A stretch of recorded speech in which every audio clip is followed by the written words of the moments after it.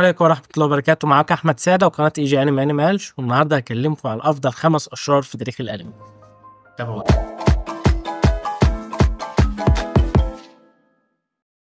وأنا بدور عشان أتكلم عن أفضل 5 أشرار في تاريخ الأنمي، اكتشفت إن الأشرار فيهم أنواع، فقررت أقسمهم على 5 أنواع أشرار، وكل نوع أبدأ أديله أرتبه من الأقل للأكتر، ويبدأ كل نوع فيه 5 أشرار اللي هم مميزين فيه أوي لحد ما أوصل لأعظم شرير. فأبدأ بالنوع الأول، وهو النوع الشرير اللي بيسعى للقوة، الشرير البيور بتاع زمان ده، اللي هو مولود شرير ومكمل شرير، مفيش في باله أي فلسفة أو أي حاجة، هو شرير بيور مولود عايز قوة وعايز يدمر الدنيا، ملوش دعوة بأي حاجة. فأبدأ القايمة معايا بأشرار كل غرضهم القوة. أول واحد فيها رقم 5، فريزا من أنمي دراجون بول. كان شريره مسيطر على العالم ومسيطر على الكون اللي هو فيه كمان، وبيدمر كواكب في لحظة بسبب ان هو بس عايز يثبت قوته. رقم 4، شرير مختلف شوية عنه، هو موزان من انمي ديمون سلاير. موزان عاش 1000 سنة، قتل آلاف وحاول كتير لمجرد انه عايز يبقى اقوى ويوصل للكمال، ان هو ما يتحرقش من الشمس. كان بيحول الناس لشياطين، انت متخيل حول الناس لمدة 1000 سنة شياطين اللي بس عشان يعمل تجارب ان هو يوصل انه يبقى كامل وقوته كاملة. شرير بيور ما عندوش اي افكار فلسفية، هو عايز بس القوة وعايز يبقى كامل مش اكتر. رقم 3 ما يختلفش عن موزان كتير، الاب ذا فازر من انمي فول ميتال الشيميست. كان كل غرضه القوة، انه يسيطر على العالم، كان وصل لدرجة انه في الاخر وصل فعلا لكل القوة اللي هو عايزها. احس انه شبه موزان قوي، بس طبعا على افخم. رقم 2 معانا في القايمه رقم 5، الاشرار اللي بيسعوا اللي هو 1 اول فور 1. اول فور 1 كان كل غرضه القوه من اول لحظه، كانش بيدور غير على القوه، انه يسعى القوه وبيدور عليها بس، عايز يبقى اقوى، عايز يحصل على 1 فور اور لنفسه.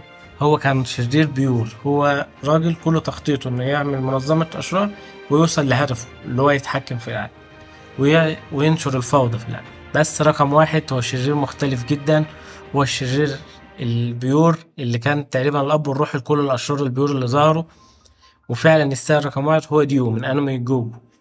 ديو ده كان مثال الشرير اللي ما عندوش 1% تأنيب ضمير، من أول ظهور من هو طفل، من بداية ما اتربى مع العيلة دي لحد ما كبر وحد الأجزاء وكل البارت اتذاع، هو شرير بيور ما بيفكرش غير في نفسه وفي القوة وبس. فبالنسبة لي ديو هو رقم 1 في القائمة دي وأفضل واحد.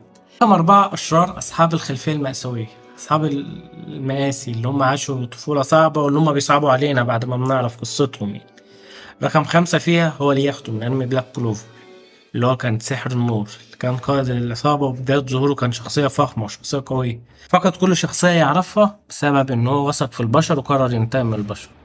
لياختو كان شخصية عظيمة أوي وظهورها كان حلو، فهو رقم 5. رقم 4، أكازا من أنمي ديمون سلاير.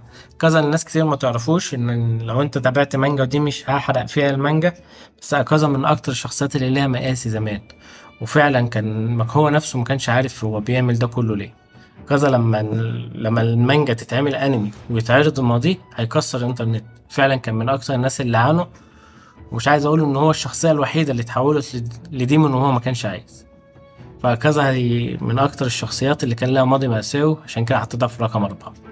رقم 3 هو شيجاراكي من انمي بوكا نو هيرو. شيجاراكي كان عنده قوه ما كانش عارف قيمتها، ما كانش عارف يتحكم فيه، وبسببها كان السبب في قتل عيلته كلها. شيجاراكي بسبب كده قرر ينتقم، بس مش ينتقم بقى من نفسه، قرر ينتقم من العالم كله اللي وصله لكده، وانه ما كانش فيه بطل ينقذه من الموقف اللي هو فيه، حتى ما كانش فيه حد يساعده. شيجاراكي كان من اكثر الشخصيات اللي مثلت الانتقام، وكان سبب انتقامه ده ينتقم من العالم كله، وهو كل اللي هو عايزه فعلا يشوف العالم متدمر، عشان كده كان رقم 3 معانا. رقم 2 في قائمة الأشرار أصحاب الماضي المأساوي هو الشرير المحبوب إيرين.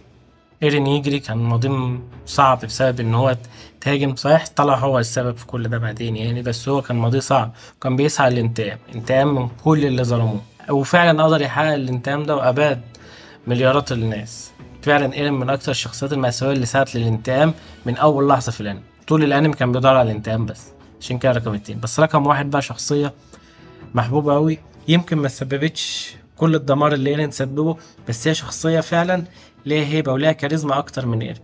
رقم 1 في القايمة هو أوبيتو من أنمي ناروتو. أوبيتو كان شخصية فعلا بدأ يسعى الانتقام، يمكن اللي حصل ما كانش بفظاعة إيرين، بس أوبيتو عمل حاجات أكتر، بدأ يحس ان العالم نفسه والناس كلها تستاهل الانتقام، بدأ يحس ان العالم كله ما يستاهلش الحياة، فكان عايز ينتقم من كل حاجة. فوبته بالنسبة له هو رقم واحد في القائمة دي، قامت الناس اللي بتسعى ينتقم، لأنه فعلا كان بيسعى ينتقم من كل حاجة. رقم ثلاثة، ودول أكتر أشرار محبوبين من الفانز، مش عارف ليه بس هم أكتر أشرار محبوبين للفانز بسبب كاريزمتهم. الأشرار الفوضويين اللي بيسعوا للدمار بس. دول الأشرار بقى كل هدفهم الدمار، عايزين يشوفوا الدنيا مولعة ومش أكتر. أشرار الجوكر من الآخر، يعني إن هم مقتبسين أغلبهم من شخصية الجوكر في باتمان، اللي هو كل غرضه إنه يشوف الدنيا بتولع، ما عندوش فكرة ولا عنده خطة طويلة المدى، هو كل اللي عايز الدنيا بتعمل. ورقم خمسة في القائمة دي هو شخصية الجوكر الحقيقية بقى في الأنمي هو هيسوكا من أنمي هانتر. هيسوكا شخصية هي فعلا من أكتر الشخصيات اللي الناس بتحبها، مع إنه شخصية شريرة من أول دقيقة، بس كل الناس بتحب تشوفه وهو بيقتل، بتحب تشوفه وهو بيخطط وعايز يوقع الدنيا ببعض عشان يدخل في معارك أكتر. شخصية بتسعى هو، بس هو شخصية فوضوية جدا ومحبوبة جدا. بس رقم أربعة معانا هو شخصية نفس الجوكر، بس الجوكر بتاع وان بيس، دون فلامينجو. فلامينجو اللي هو كان واحد بيتحكم في السلاح في العالم، وكان فعلا شخصية تحس إن هي عايزة تدمر كل حاجة، وفي نفس الوقت ما كان هدفها كله وماضيها وكل ده وصله لمرحلة إنه يبقى جوكر فعلا في عالم الأنمي. فلامينجو كان شخصية روعة، وكان شخصية ليها بناء حلو أوي، كان فعلا جوكر بكل ما تعنيه الكلام. تحس إن هو كان تاجر سلاح في وان بيس، ففعلا كان ممتع جدا. بس رقم ثلاثة بقى شخصية ولا كانت بتفكر في كده ولا كانت بتفكر في كده، شخصية كيد بو من أنمي دراجون بول. الشخصية دي دمرت كوكب الأرض في أول ظهور ليه، تخيل أول ظهور لها دمرت الكوكب في أنمي دراجون بول. شخصية ما كانتش بتسعى غير لدمار وبس، عايزة تدمر كل حاجة، عايزة تقتل كل شخص موجود. شخصية فعلا كل غرضها اللي هو الدمار، تشوف الدنيا بتولع وخلاص. ففعلا شخصية مع إن الأرك بتاعها كان طويل أوي والناس كتير كانت زهقانة لحد ما وصلت لها، بس الشخصية دي كانت ممتعة بكل الأشكال، ومن أقوى الشخصيات اللي ظهرت في دراجون بول زد، وكان أصعب شرير على فكرة أكون. رقم اتنين معانا في القائمة الأشرار اللي هم أشرار من دون خطط، أشرار للدمار بس. هو شخصية مشهورة أوي من أنمي جديد، هو سكونا من أنمي جوجوتسو. سكونا ده كل غرضه إن هو معاه كل اللي هو عايزها، ما عندوش الماضي الحزين، اللي هو مجرد شخصية قوية وبيدمر أي حاجة وبيسيطر على أي حاجة. وفعلا سكونا كان من اللعنات القوية وأقوى لعنة في أنمي جوجوتسو، وهو أقوى شخصية شريرة. فأعتقد إن هو سكونا يستاهل يكون في المركز التاني، بس مش المركز الأول، لأن في المركز الأول هو جريفت قدر يسيطر على العالم. هو في نهاية الأنمي باريسيرك بس كمل في المانجا، سيطر على العالم، نشر الوحوش في العالم، لدرجة إن الأنمي نفسه المانجا اقتبس منها ألعاب السولز اللي هي كلها وحوش. جريفت قدر ينشر الوحوش وينشر الشياطين في العالم كله، وسيطر على العالم وخلى الناس تعبده كمان. جريفت هو الشخصية الشريرة الوحيدة اللي لحد دلوقتي هي مسيطرة على العالم، والعالم كله يعتبر تحت رجله، لأنه هو كان متحكم في كل الأشرار. قدر فعلا يوصل إن العالم كله يبقى عبارة عن كتلة نار. جريفت بالنسبة لي من أقوى الأشرار في تاريخ الأنمي، وعشان كده حطيته رقم واحد في الأشرار اللي هو ما كانش لهم تخطيط، لأنه سعى لكل حاجة ووصل لها، وقرر يشوف العالم بيتحرق قدامه. أول 3 أنواع من الأشرار. نبدأ بقى رقم اتنين، ودي بداية الصراع. رقم اتنين نوع من الأشرار المختلف تماما، أشرار بيسعوا للسلام. أشرار ما تعرفش هل هم فعلا طيبين ولا هل هم أشرار، أشرار من نوع خاص. رقم خمسة معانا زيرف من أنمي فيري تيل. زيرف ده كان شخصية قوية أوي، معاه كل السحر القوي اللي هو محتاجه، كان بيسعى السلام من خلال إنه يدمر العالم، كان عايز يدمر كل حاجة ويبدأ على نضيف من الآخر. فزيرف كان شخصية قوية، كان شخصية معقدة شوية، مع إن رسمها ما كانش باين في الأول إنه فخم، بس فعلا كانت من أقوى الشخصيات اللي من أول الأنمي إحنا بنسمع عنها قوتها. فهو رقم خمسة. رقم أربعة معانا شخصية مختلفة شوية عن زيرف، هو شخصية ستين من أنمي بوكا نو هيرو. شخصية ستين كان شرير، بس شرير بيصطاد الأبطال. شرير صيد الأبطال ده كان كل هدفه إن هو يطلع أبطال حقيقيين، فكان بيصطاد الأبطال اللي شايفهم ما يستاهلوش يكونوا أبطال. كان شرير من نوع مختلف، اللي هو نهاية الأبطال اللي ما يستاهلوش عشان خاطر يطلع أبطال يستاهل. رقم 3 معانا أكيم من وان بيس. أكيم من وان بيس هو من أكتر الشخصيات اللي بتسعى للسلام بشكل فج. كان شخصية من مارين هو سبب الخرم اللي عمله في إيس، هو سبب الدمار اللي حصل، بسبب إن هو بيسعى للسلام بشكل صعب، لدرجة إنه كان هيقتل شخصيات من البحرية نفسهم لمجرد إنه عايز يصنع السلام بالشكل اللي هو عايزه، السلام بالشكل العنيف ده. فهو يعتبر شخصية بتسعى للسلام، بس بتسعى للانضباط والنظام بس بالشكل الخاص بيه، عشان كده يصير رقم 3. بس رقم 2 بقى شخصية ناس كتير هتزعل ان انا حاططها رقم 2 في القائمة رقم 2، بس هي شخصية فعلا انا شايفها ان هي تستاهل الرقم ده، وافتكر ان ده تقييم انا الشخصي. هو مادارا من انمي ناروتو. مادارا من انمي ناروتو كان فعلا بيسعى للسلام، وكان هدفه انه يدخل الناس كلها في وهم وتوصل لحاجة معينة. بس في رأيي ان هو هدفه ملوش علاقة بقوته وان هو كان افخم شخصية، بس هدفه وكل افكاره دي خلته ما يحطوش حتى انه شخصية ذكية، بالعكس ده كان بيتلعب بيه، عشان كده حطوه في رقم 2. ورقم 1 شخصية من انمي ناروتو برضه، يمكن ناس كتير هتستغرب ان انا حاطه فوق مادارا، بس هو بين من انمي ناروتو.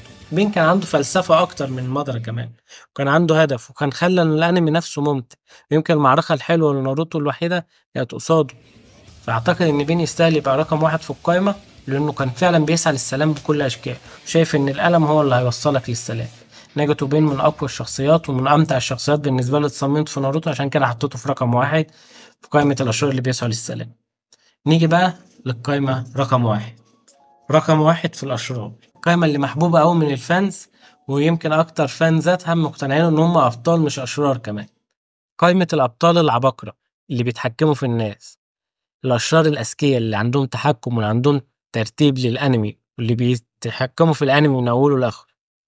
فرقم 5 فيها كان ميريومي من أنمي هانتر. ميريومي ما كانش مجرد شخص ذكي، ميريومي كان وحش ووصل بذكائه إنه يقرب للبني آدمين أكتر.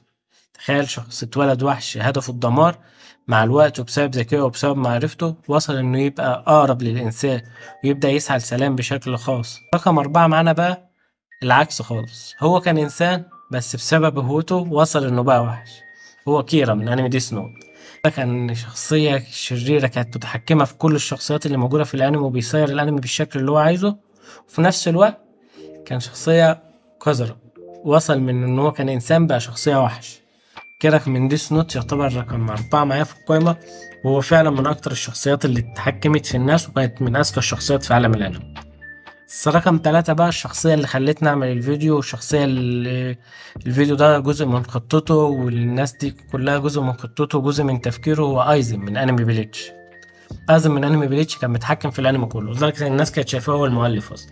كل حاجة بتحصل حسب خطته وحسب تفكيره.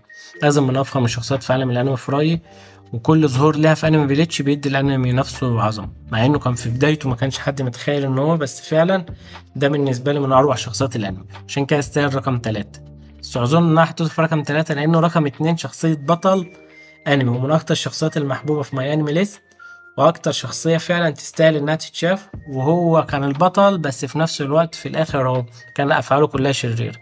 شخصيه زيرو ليلوتشي من انمي كود جيس. ليلوتشي كان شخصيه شريره قوي، بس في نفس الوقت هو البطل، هو بيسعى للسلام بشكله، وبيسعى ان هو يحقق الانتصار ويسعى لكل حاجة، بس في النهاية لو فكرت هتلاقيه هو الشرير، وفي النهاية هو عارف ان هو الشرير، وعلى فكرة هو من الاشرار اللي قدروا يسيطروا على العالم.